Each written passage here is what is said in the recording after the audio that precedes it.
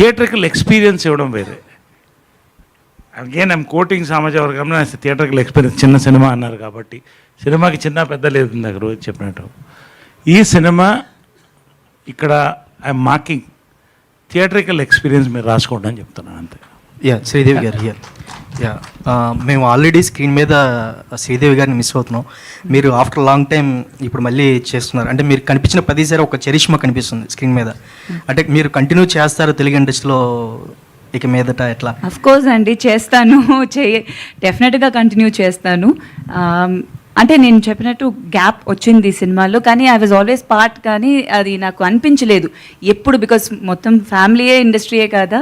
So సినిమాలోనే ఉన్నట్టే ఎప్పుడు ఒక ఫీలింగ్ ఉండింది. వెళ్ళానని ఆ కాన్సెప్ట్ అనేది లేదు నాకు. బట్ మళ్ళీ ఈ బిగ్ స్క్రీన్లో మళ్ళీ ఫిల్మ్స్ చేసేది చాలా హ్యాపీగా ఉంది. డెఫినెట్గా కంటిన్యూ చేస్తాను. మంచి సినిమాలు చేయాలి, మంచి క్యారెక్టర్స్, డిఫరెంట్ క్యారెక్టర్స్ పోర్ట్రే చేయాలని ఉంది. సో 100%. రోహిత్ గారు ఒక సర్టెన్ ఏజ్ వచ్చాక అబ్బాయిలు చాలా తికమక పడుతూ ఉంటారు. మీరు అలాంటి పాత్ర చేశారు.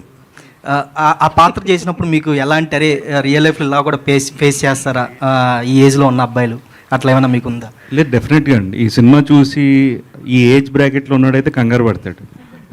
సో అదైతే డెఫినెట్గా ఉంటుంది.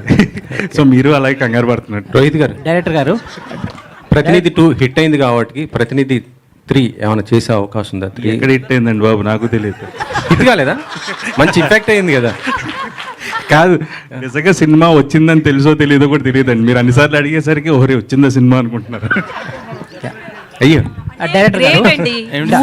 అవ్వలేదు అని కూడా చెప్పుకోవడం హీరోగా అయితే గ్రేట్ అనిపిస్తుంది. కాదండి, నేను చెప్పకపోయినా మీరు చెప్పింది నిజమే. కాదండి, నేను చెప్పకపోయినా అదే రాస్తారు కదండి. ఆడలేదు, ఇప్పుడు లాస్ట్ సినిమా ఆడలేదనే రాస్తారు. విర్తి గారు, శ్రీదేవి గారు, మైక్ టు విర్తి గారు. 1 సెకండ్ ప్లీజ్.